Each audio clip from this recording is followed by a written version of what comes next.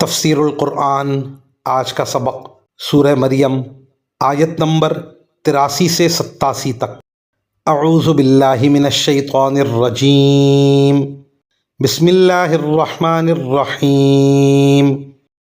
أَلَمْ تَرَ أَنَّا أَرْسَلْنَا الشَّيَاطِينَ عَلَى الْكَافِرِينَ تَؤُزُّهُمْ أَزًّا فَلَا تَعْجَلْ عَلَيْهِمْ إِنَّمَا نَعُدُّ لَهُمْ عَدًّا يَوْمَ نَحْشُرُ الْمُتَّقِينَ إِلَى الرَّحْمَنِ وَفْدًا وَنَسُوقُ الْمُجْرِمِينَ إِلَى جَهَنَّمَ وِرْدًا لا يملكون الشفاعة إلا من اتخذ عند الرحمن عهدا۔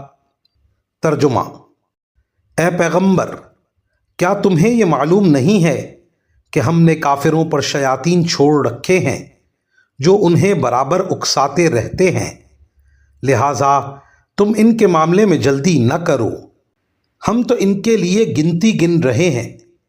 اس دن کو نہ بھولو جس دن ہم سارے متقی لوگوں کو مہمان بنا کر خدائے رحمان کے پاس جمع کریں گے، اور مجرموں کو پیاسے جانوروں کی طرح ہنکا کر دوزخ کی طرف لے جائیں گے۔ لوگوں کو کسی کی سفارش کرنے کا اختیار بھی نہیں ہوگا سوائے ان لوگوں کے جنہوں نے خدائے رحمان سے کوئی اجازت حاصل کر لی ہو۔